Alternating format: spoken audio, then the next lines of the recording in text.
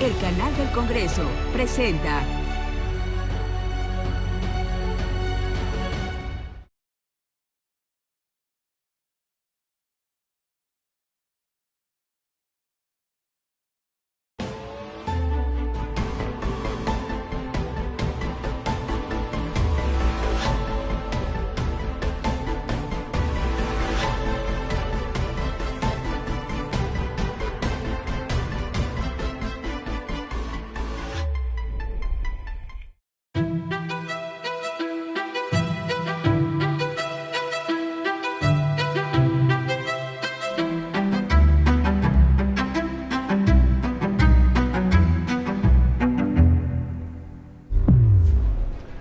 Aquí estamos como todas las semanas en la mesa de diálogo en el canal del Congreso. Estamos aquí ahora sí en una parte central de la Cámara de Senadores.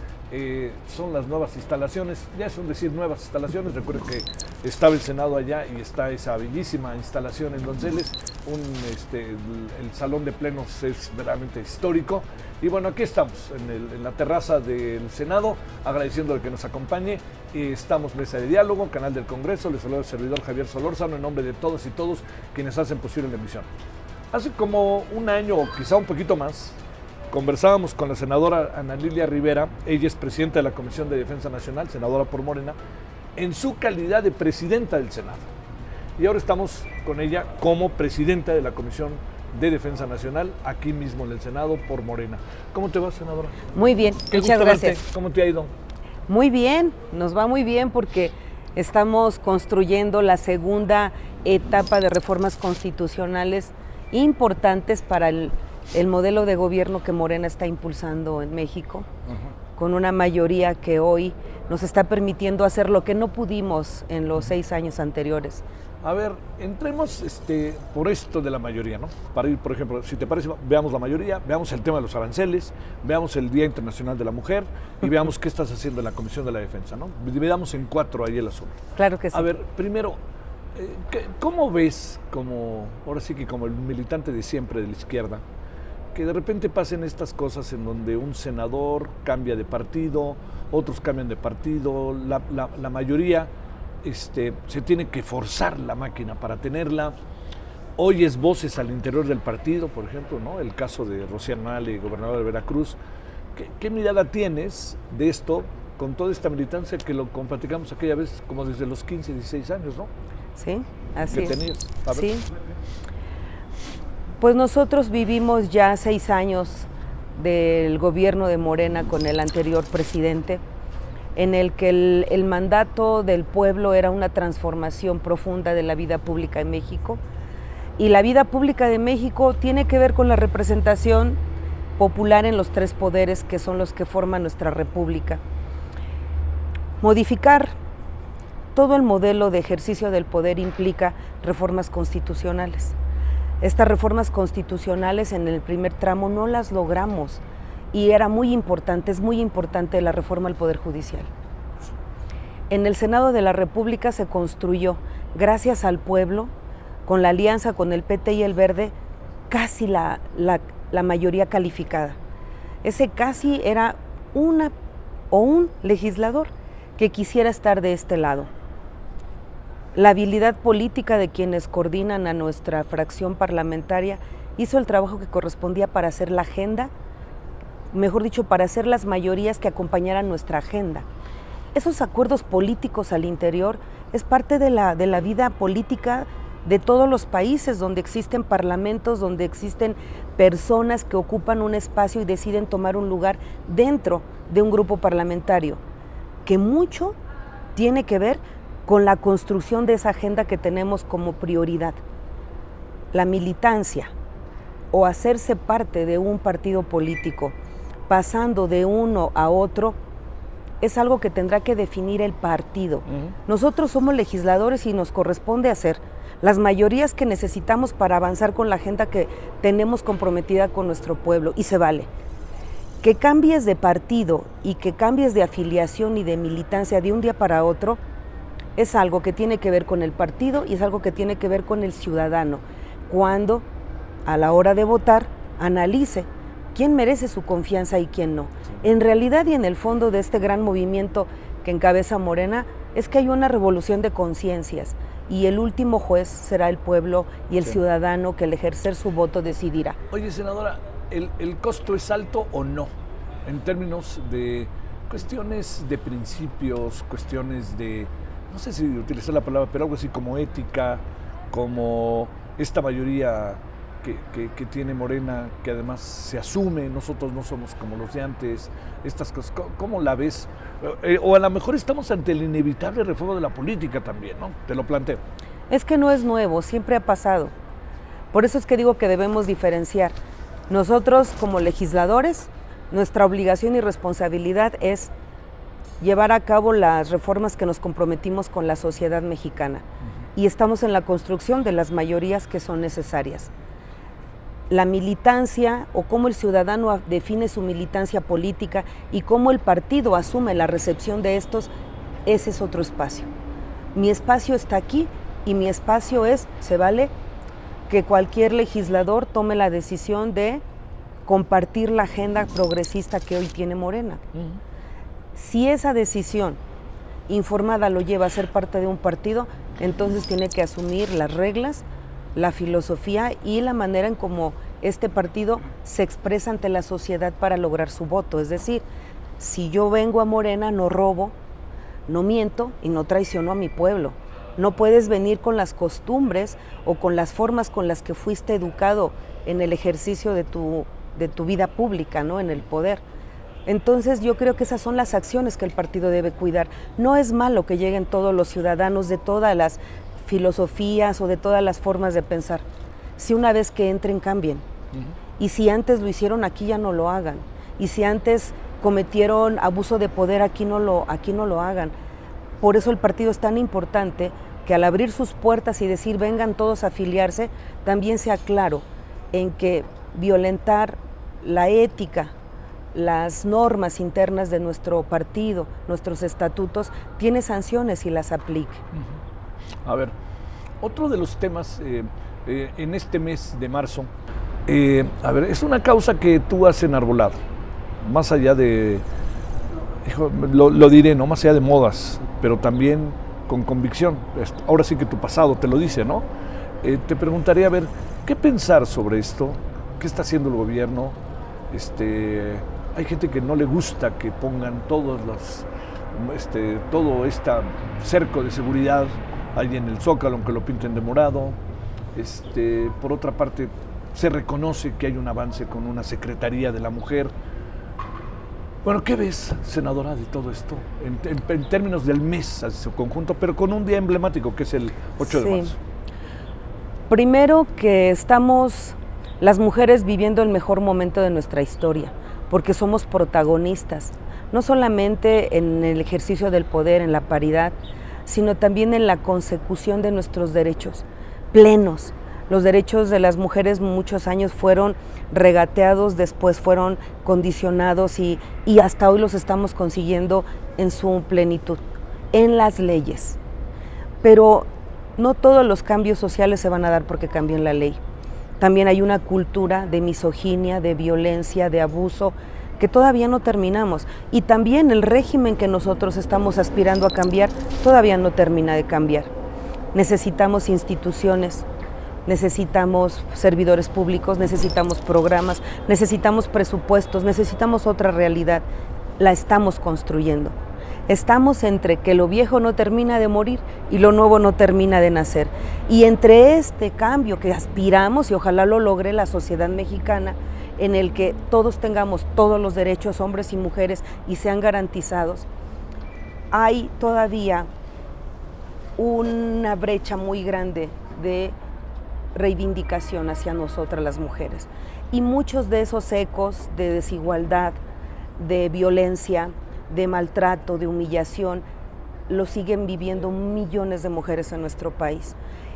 El coraje y el enojo que se manifiesta el 8 de marzo es porque todavía hay en el país feminicidios, porque todavía hay quien mata por odio de género, porque todavía las mujeres somos vulneradas dentro de nuestro hogar, porque todavía no alcanzamos la plenitud de reconocimiento de nuestras capacidades en el trabajo.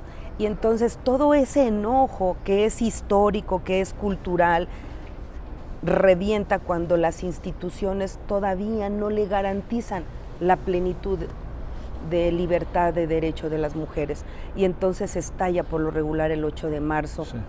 Pero nosotros no lo vemos como algo malo. La sociedad está viva, está protestando, está exigiendo.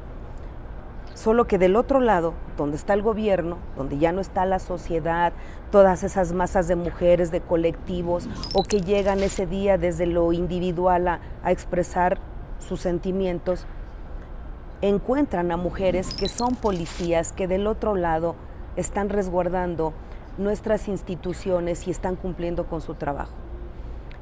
El afán de poner estas cercas no es para separar al gobierno de las mujeres, es para proteger a las mujeres de la violencia también de otras mujeres.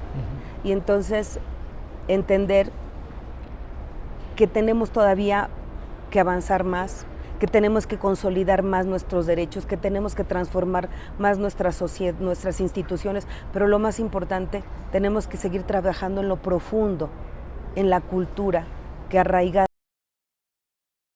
misoginia, de la exclusión, de la desigualdad. A ver, todo esto, senadora, te preguntaría, ¿qué elementos ves hoy en día en nuestra sociedad que tenga que ver con las mujeres, en donde tengamos que auténticamente poner focos rojos, ¿no? Sé que son varios, pero no sé, déjame decirte uno.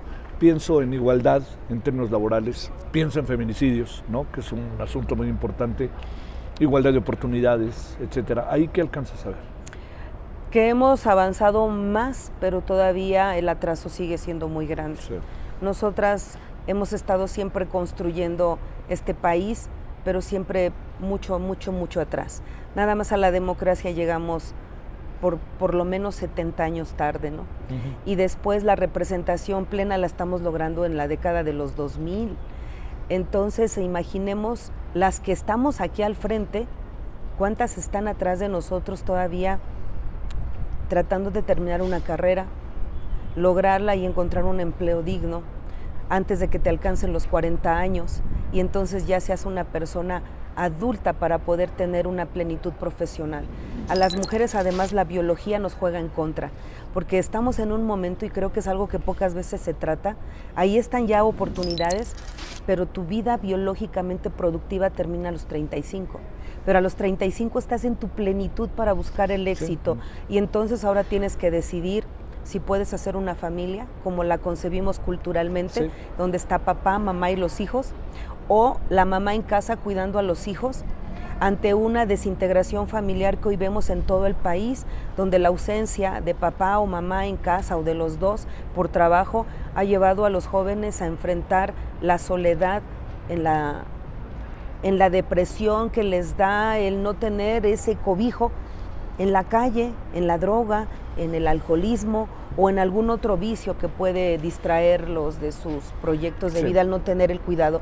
Entonces yo creo que todas las cosas tienen que tener equilibrio y nosotras las mujeres en este momento donde se abren gran oportunidades, todavía hay una brecha de desigualdad al alcanzar una plena oportunidad de entrar a la universidad, de tener un trabajo digno, pero cuando lo logras tienes entre 23 y 25 años. A esa edad te quedan 10 años para decidir si quieres ser madre y si tienes tiempo de ser mamá y de hacer una familia. Si tú decides que no, entonces a los 40 años puedes ser ya una mujer exitosa en tu vida profesional, pero en tu vida personal no. Entonces es un vacío. Y entonces se genera otro tipo de circunstancias sociales, además de que el tejido social está roto en la familia, porque papá y mamá trabajan y entonces ¿quién está al frente de los hijos? ¿Qué tema ese, no? ¿Cómo se está trabajando ese tema? Yo creo que es uno de los temas en los que apenas vamos a empezar a trabajar con esta ley de cuidados, donde también nosotros vamos a colaborar institucionalmente para cuidar a la familia, que no sea también solo una responsabilidad de las mujeres, que nos ayude entonces a tener espacios donde nuestros hijos puedan ser cuidados, donde los abuelitos puedan ser cuidados, donde los enfermos, donde la gente con discapacidad pueda ser cuidada, sin que sean las mujeres las que siempre tengan que dejar su vida, su tiempo y sus sueños por el afán de tener una familia unida o sana. Sí. Entonces el Estado va a proteger, estamos avanzando mucho en la discusión de ley de cuidados, pero por el otro lado también tenemos que generar estas reformas que estamos por discutir reglamentarias de la igualdad sustantiva. O sea, no te pueden seguir en una solicitud de empleo cuestionando si eres casada, cuántos hijos tienes, si estás embarazada, porque todo eso abre la brecha ahí, de desigualdad. senadora? Yo creo que sí hay consenso, claro, ¿no? En todas las fracciones políticas, partidistas, ¿no? Sí. A ver, este otro tema que habíamos platicado en la pasada ocasión, a ver, todo esto que incluso Tlaxcala, tu estado, se señalaba, me parece muy injusto decir eso no es, pero se señalaba esto de los niños, de las niñas que se vendían, se las llevaban a un lugar, otro lugar, que además durante mucho tiempo estuvo ahí como concentrado el tema. ¿Ahí qué alcanzas a ver ahora? A ver, para entrar a esa otra parte que tiene que ver con madres e hijos, ¿no? Claro, claro. Sí, yo conozco muy bien esta zona del estado de Tlaxcala, muy cercana a Puebla, que ha sido señalada por tener tráfico de personas, sobre todo trata de blancas, niñas metidas en el tema de la prostitución. He convivido con las familias, he caminado por el pueblo más señalado, pero también otros. Sí. No solamente es un municipio, es una región. Y creo que lo que hace falta es desarrollo. Si tú a los pueblos les das cultura y otra manera de poder ver la vida y oportunidades para desarrollarse económicamente, les vas a quitar el argumento de que fue la necesidad, la falta de oportunidades y la pobreza los que los empujó a generar una manera de vida dentro de la ilegalidad que les ha dado bienestar, por lo menos de casa y de comida. Nosotros no podemos justificar la delincuencia, ni la violencia, ni la violación de derechos humanos en ninguno de sus términos. Nada lo justifica, mucho menos este crimen tan atroz de esclavizar a niñas y mujeres en la esclavitud sexual o laboral, que también se da. Lo que yo veo es que hace falta más voluntad del gobierno estatal para impulsar acciones concretas de más educación y de ofertas de trabajo y de una cultura de derechos humanos que entre desde la primaria, que entre a través del DIF, que pueda entrar familia por familia, que sensibilice a la sociedad que lo que se hace no se puede normalizar como algo que se justifica porque te da de comer. Tenemos que hacer un gran trabajo ahí y tenemos que aprovechar que hoy tenemos una Secretaría de la Mujer para que en regiones como estas se puedan concretar proyectos específicos. Yo camino por ahí, paso, veo. Es ser triste el asunto, muy triste, ¿no? Muy doloroso, ¿no? Pero lo más triste es la resignación. Eso es claro. Es la complicidad de las propias familias y es que no han cambiado las cosas. Yo quisiera llegar y ver más preparatorias, quisiera ver espacios públicos con alguna campaña de concientización, aprovechando a través de la poesía, del arte, de la pintura, el deporte, la conciencia, y por supuesto me encantaría ver que se están desarrollando empresas que les generen trabajo a las mujeres, a los hombres, y bien pagados para que puedan ellos tener entonces un cambio cultural. Hace falta más esfuerzo. No dudo que lo están haciendo, pero lo que vemos es, me dijo usted, ¿qué ves ahí? Y yo veo que sigue haciendo falta más colaboración, más infraestructura, más educación, más cultura, más sensibilización. Hace falta contundencia. Sí. A ver, para cerrar este asunto, mujer, marzo, 8 de marzo, uno de los temas que más nos vienen agobiando desde hace mucho tiempo es el de los feminicidios. Además, porque de repente hay una cifra negra seguramente. Como siempre dicen, ¿qué pasa al interior de cada casa, de cada vivienda de este país? No tenemos derecho a meternos, pero sí tenemos derecho a meternos, ¿no? O sea, ¿qué anda pasando allá adentro cuando vemos casos tan dolorosos? ¿Ahí qué alcanzas a ver con tu experiencia en el Senado, en la militancia política, en recorrer desde muy, muy joven tu estado, y el país también, ¿no? Con López Obrador. Ahí, ¿qué vas viendo? ¿Qué tan sensible es el gobierno federal incluso a esto y los gobiernos estatales? Bueno, lo que yo veo es que hemos avanzado mucho en la construcción de un andamiaje jurídico que antes no existía. Estamos ahorita armonizando muchas legislaciones porque en algunos estados se tenía tipificado el delito de feminicidio, en otros no, en unos tenían una sanción, en otros no, en otros incluso apenas estamos avanzando en la determinación de medidas precautorias cuando una mujer acusa de violencia a un hermano, a un esposo o a alguien muy cercano a la familia, porque antes era pues denuncias, pero pues no te ha matado, entonces, híjole, ¿cómo te puedo proteger? Qué fuerte, ¿no? Entonces era hasta que fueran más graves las lesiones o hasta que murieras que entonces actuaba la autoridad. Apenas estamos avanzando en que estas medidas precautorias sean en todo el país, haya una misma figura delictiva y una misma sanción, pero vuelvo a repetir, los procesos culturales de respeto a los derechos humanos, tan sagrados como es el derecho a la vida, como es el derecho a proteger al más débil, todavía están lejos en México. Nosotros con la ley no podemos cambiar la cultura de violencia. Y ahora en estos momentos en los que parece que el mundo, que la sociedad se ha apartado de los principios y valores que sostuvieron a nuestro México antiguo, cuando había más precariedad quizá en las familias, había más amor y respeto. Ahora seguramente será porque ya con estos teléfonos inteligentes tenemos acceso a internet donde los contenidos son tan violentos, donde la apología al delito se ve con tanta facilidad, donde la vida, como decía José Alfredo Jiménez, no vale nada. Pues entonces esta violencia, esta descarga, esta adrenalina colectiva de violencia que hoy vivimos en México y en el mundo se recarga sobre las mujeres, porque volvemos a ser el eslabón más débil de la familia, la niña, la mamá, la abuelita. Entonces los cambios culturales de derechos humanos plenos tenemos que seguirla construyendo y yo creo que ahí es donde nosotros como gobierno tenemos que impulsar más que leyes que estamos logrando, que estos procesos abajo, en la familia, en la sociedad, nos permitan reconstruir el tejido social acompañados de campañas y de autoridades que bien ayuden a fortalecer ética y valores, pero que también haya sanciones ejemplares de quien se atreva a violar la ley, que seamos un verdadero Estado de leyes, un verdadero Estado de derecho, porque como decía Maquiavelo, si no te quieren, que te teman, y entonces para eso queremos pues también la reforma al Poder Judicial. Sí.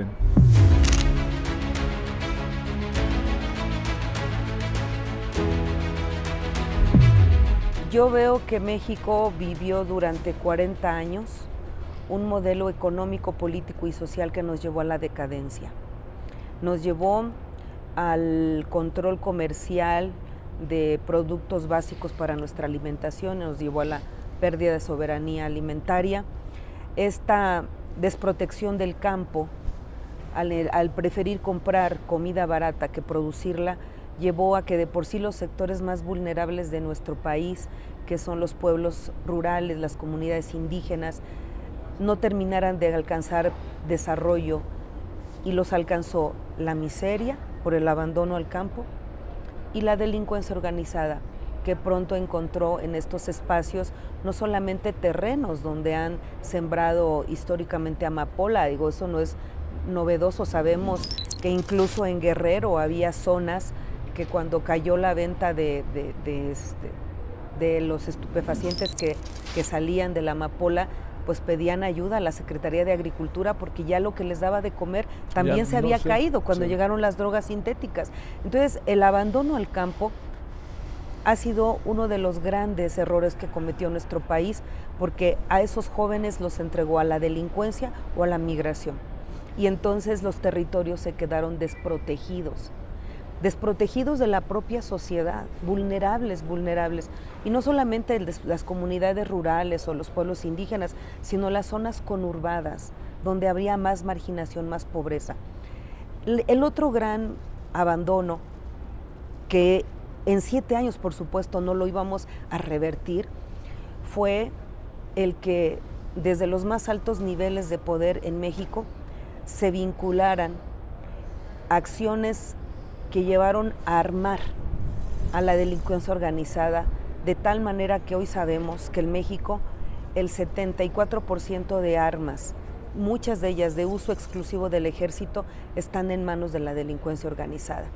Pasamos de tener una delincuencia organizada que existía, que no se metía con civiles, que respetaba el Estado, a una delincuencia organizada que no respeta civiles, que infiltró nuestros niveles de gobierno y que tiene armas y ahora también sabemos hasta estrategia.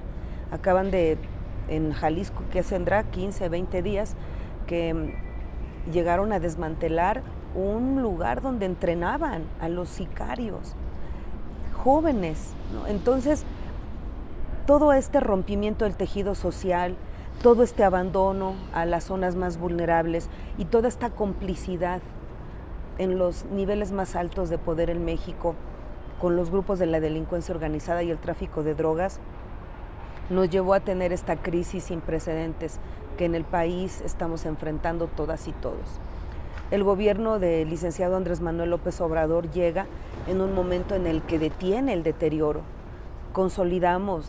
Creamos la Guardia Nacional y la estamos consolidando ahorita en el segundo piso, porque era necesario tener una policía en quien confiar. La Policía Federal, en su mayoría, estaban involucrados con la delincuencia organizada. No había ninguna seguridad ni certeza de que iban a proteger a los ciudadanos o acompañar al gobierno. Entonces, la creación de la Guardia Nacional es un primer momento y mucha gente no valora el gran esfuerzo que hizo el licenciado Andrés Manuel López Obrador y los legisladores que lo acompañamos, así como la Secretaría de Defensa Nacional, para fortalecer la Guardia Nacional. Pasamos de 44,000 policías a 136,000 y sé que ahora son 180,000. Ahora, todos estos guardias nacionales ahora tienen disciplina militar, están bajo una disciplina que sanciona, que castiga, que vigila, porque ahora hay que cuidar que no se termine o que no se infiltre también con ellos, pues, la delincuencia y todo el poder económico que tiene de corrupción. Después, el Poder Judicial no ayudó en nada. Nosotros creemos que los tres poderes debemos estar concentrados en ayudar a reducir este flagelo, y el Poder Judicial lo que se comprometió fue a detener el avance de la Cuarta Transformación y después a liberar cada viernes para amanecer sábado, delincuentes altamente peligrosos. Nosotros, por un lado, con la Guardia Nacional hacíamos trabajo y por el otro lado, el Poder Judicial los liberaba. Esto también detuvo el avance para que podamos nosotros los mexicanos tener claridad de que estamos avanzando en conseguir la seguridad de nuestro país. Y lo último, pues lo acaba de decir nuestra presidenta hace unos meses, cuando ella llega al gobierno, encuentra una Guardia Nacional ya consolidada con la reforma constitucional que aprobamos para que pudiera ser parte de la Secretaría de la Defensa Nacional. Ella encuentra que tenemos que seguir luchando para acabar con las causas, que debemos darle poder de inteligencia y poder de investigación a la Secretaría de Seguridad, pero también que debe haber una vinculación estrecha con los gobiernos estatales y los gobiernos municipales, y los convoca y les dice, la responsabilidad de pacificar nuestro país empieza territorio por territorio municipal, y entonces convoca a todos los presidentes municipales de México, y con todos ellos y con los gobernadores les dice, el 80% de los delitos son del fuero común. La paz empieza por construirse en sus territorios. Deben estar al frente de las acciones en conjunto que tenemos que impulsar, porque donde presidentes y gobernadores están haciendo su trabajo se nota. Y entonces ella llama a esta vinculación para que no haya una acción solamente federal y la pasividad de lo local o de lo municipal. Y hacia allá vamos. O sea, el hecho de que hoy nuestra presidenta haya logrado más de 10,000 detenciones de peligrosos delincuentes nos lleva a entender que está haciendo un trabajo, pero no basta. Tenemos todavía que impulsar muchísimas reformas más, un nuevo sistema penitenciario, un nuevo sistema de defensoría de oficio, y por supuesto tenemos que seguir impulsando más recursos para llegar a los más pobres y arrebatárselos a la delincuencia organizada.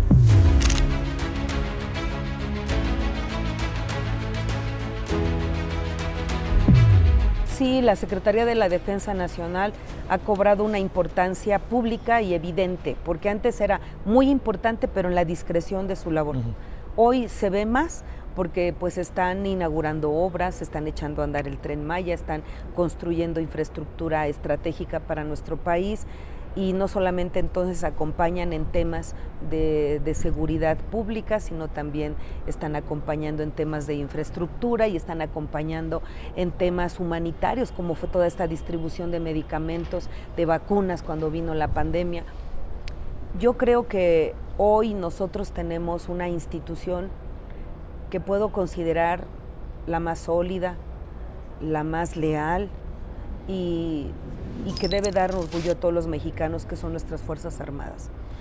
Tienen 200 años, el heroico Colegio Militar cumplió 200 años, prácticamente el año pasado también el Ejército cumple 200 años. Entonces, nuestras instituciones más antiguas son nuestras instituciones de las Fuerzas Armadas. Y recordemos que el origen de las Fuerzas Armadas es una fuerza armada del pueblo. Es, a diferencia de otras élites militares, la nuestra nace del pueblo. Por eso el licenciado Andrés Manuel decía, nuestros soldados son pueblo uniformado, ¿no? Sí, pueblo uniformado. Entonces hoy la Defensa Nacional está cumpliendo un rol muy importante, porque no solamente está acompañando en la actividad cotidiana, sino que está ayudando a nuestro gobierno a mantener y a consolidar un sistema de seguridad pública, y eso lo hace muy importante. Nosotros estamos en la comisión que a mí me corresponde, dejando el solamente estar trabajando para autorizar entrada y salida de tropas, que era lo que antes nada más hacía la Comisión de Defensa Nacional. Nosotros ahora tenemos una estrecha vinculación de trabajo con la Sedena. Vamos en los próximos días a iniciar la discusión de la nueva ley de armas de fuego y por supuesto de explosivos en México. Entendemos que estamos ante una compleja realidad, donde México tiene hoy una puerta muy, muy grande de entrada de armas a México. Pues hay que ver nuestra ley para ver cómo empezamos a cerrar esas puertas. A México se introducen armas desarmadas que al pasar por nuestras aduanas no están consideradas como tal, pero ya que pasan a México las arman y ahora sí quieren otra dimensión. Pero no están en la ley. O las que se están haciendo a través de esta tecnología 3D, o las que se utilizan para juegos, pero que también pueden ser utilizadas para quitarle la vida a alguien. Entonces tenemos hoy una variedad importante de armas que reidentificar en su peligrosidad y llevarlas a la reglamentación, o cómo entran. O también estos explosivos que hoy se hacen de manera muy casera, con elementos que pudieras tener incluso hasta en tu casa, en la cocina de tu casa. ¿Cómo podemos nosotros entonces sancionar algo si no está en la ley? Tenemos que ser muy cuidadosos. Vamos a iniciar esta discusión, y lo que hace la Sedena, nos convoca a reuniones de trabajo a diputados y senadores que integramos las comisiones, nos hacen una explicación de lo que ellos consideran que debemos de legislar, porque en la vida cotidiana, en el ejercicio de sus funciones, encuentran esos vacíos legales que dan impunidad, y entonces vamos a trabajar muy fuertemente. Pero no solo eso, la Guardia Nacional tiene que adquirir derechos laborales plenos, y entonces vamos a empezar también a modificar muchas leyes para que puedan los guardias nacionales tener los mismos derechos laborales, los policías que tienen los soldados, que tienen los militares. Sí. Tenemos que legislar para que también la paridad de género llegue al ejército y las mujeres puedan también empezar a pronto escalar. Tendremos una secretaria de la Defensa Nacional. Yo espero que pronto lo tengamos, pero tenemos que empezar por darles oportunidad de tener ascensos. Y entonces eso implica... Por ahí es el escalafón. Entonces vamos para allá también. ¿Qué asuntos ahorita están importantes que tú tengas en la comisión? En términos, entiendo, los legislativos, hay que legislar, pero ¿cuáles son los asuntos con los que más, por decirlo de alguna manera, más conversas, más se intercambian opiniones con las Fuerzas Armadas, tanto Marina como la Defensa? Pues hay muchas inquietudes de los grupos parlamentarios, de todos los grupos, no nada más de uno, de información. Y entonces estamos cotidianamente solicitando información para poder ¿Y eso proveerla. fluye? Sí fluye, sí fluye. ¿Sí? Sí. Porque hay asuntos que luego también hay una especie de observación, no dije crítica, observación, de que muchos asuntos se colocan bajo una especie de resguardo de seguridad nacional y no se puede saber de ellos o los confinan de aquí a 5 años o a 10 años, por decirte algo. ¿Eso pasa por ti o eso pasa por otra área? ¿Qué dice el legislativo? Si el legislativo quiere esa información, ¿cómo se responde a esa información? Pues nosotros tenemos una facultad exclusiva en la Constitución de equilibrar y de cumplir con una función civil. Y nuestra función civil en este equilibrio de poderes es si hay una petición de información y la ley permite que eso se pueda conocer, nosotros pedimos esa información. Si hay información clasificada que de seguridad nacional, por su propia naturaleza, no permite que se conozca y se difunda, también nosotros tenemos conocimiento. O sea, yo sé qué puedo preguntar, porque ahí está la ley, porque ahí está mi facultad, pero también sé lo que la Secretaría de la Defensa Nacional tiene responsabilidad de salvaguardar y de no informar. Lo que es posible, lo pido, lo solicito y hay esa reciprocidad. Lo que se tiene que reservar, porque es un tema importante de seguridad nacional, se mantiene en el espacio que corresponde. ¿Qué puede pasar no ahora, sino que siempre ha correspondido. Sí. ¿Qué puede pasar en tu comisión? ¿Qué asuntos están en tu comisión de aquí al 30 de abril, que termine el periodo? Pues esta nueva ley de armas de fuego y explosivos. Decías, es importante. Sí. También vamos a analizar algunas facultades que tiene la comisión, pero eso apenas lo estamos analizando en términos de entradas y salidas de tropas, apenas lo vamos a empezar a analizar. Porque ¿Eso qué quiere decir? Hay acuerdos que están firmados durante ya muchos años, donde México cada año acude a eventos, por ejemplo, la independencia de Panamá, o la marcha de alguna actividad. Ya son acuerdos diplomáticos y firmados. Si ya están autorizados, pues no es necesario entonces cada año estarles autorizando entrada y salida cuando ya hay acuerdos que median esas entradas y salidas. Eso es lo que apenas vamos a empezar a analizar. Hasta cierto punto es un tema de diplomacia incluso, ¿no? Así es. ¿Qué otro asunto tienen por ahí? Hasta ahorita esos son los temas con los que vamos a arrancar. También la otra cosa que te voy a decir, el que vengan a dar clases o prácticas que se ha utilizado, se ha usado durante mucho tiempo, también pasa por tu comisión, que vengan tropas, que vengan agencias de Estados Unidos, como fue lo de Campeche, etcétera. Cuando hacen ese tipo de actividad académica de intercambio, sí pasa también por nuestras comisiones. Sí. Algunas se van a Marina y otras se van a Sedena, ¿no? Sí, a la Defensa Nacional, dependiendo. ¿Pero a ti te tocan las dos? ¿O no, a mí me toca nada más la de Defensa Nacional, hay otra comisión de Marina. Pero además hay otra actividad que estamos impulsando. Necesitamos que mucha gente de México sepa que las Fuerzas Armadas son más que eso, Fuerzas Armadas. Sí. Este año vamos a conmemorar los 50 años del Plan DN3, los 60 años, perdón, del Plan DN3. Es importante que el pueblo sepa qué es, porque además México es el primer país del mundo en crear estos protocolos en los que actúan las Fuerzas Armadas en temas de desastre. México ha dado cátedra al mundo de cómo se ha logrado concretar esta actividad que además va acompañada de binomios. Cómo han actuado los animales, los perritos entrenados en el rescate de personas. Cada que hay un siniestro en el mundo, se pide que el Plan DN3 de México con sus caninos salga para ir a ayudar a otras partes del mundo. Entonces es bien importante que el pueblo de México sepa que las Fuerzas Armadas también son Fuerzas Armadas humanas, cercanas a nosotros. Y vamos a hacer una actividad muy importante con Sedena para impulsar que la creatividad de los niños, sobre todo, pueda expresarse. Estamos todavía buscando la actividad, si es poesía, si es cuento, si es un dibujo, que acerque a los niños con el sentimiento que les da en un desastre natural ver llegar a los soldados, a ayudar y a salvar a la gente. Sí. Es algo muy importante. Y también vamos a tener algunas exposiciones para hacer algunas conmemoraciones importantes de los eventos históricos en los que han participado. Pero además también hay que hacer evidente el sacrificio de la gente que está, hombres y mujeres trabajando ya sea en la Marina, en las Fuerzas Armadas o en la Guardia Nacional. Sí. Abandonan a su familia, entregan su vida Te completamente. cambian de sede, ¿no? De donde vives. No puedes arraigarte durante muchos años de tu vida activa.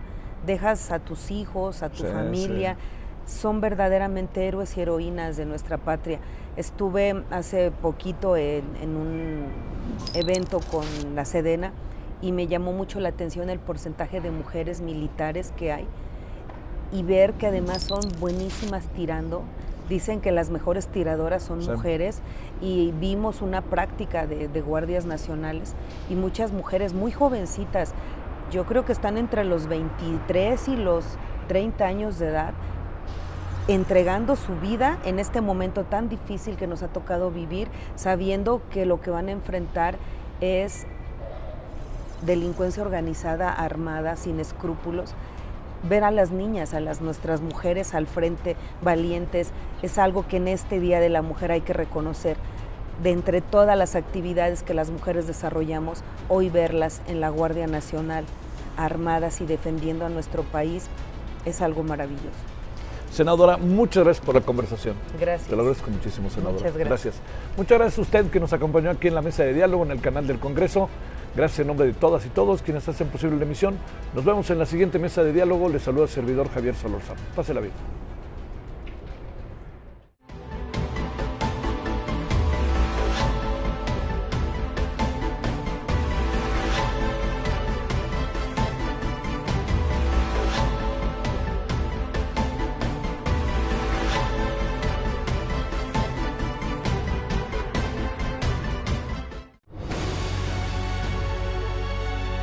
El canal del Congreso presentó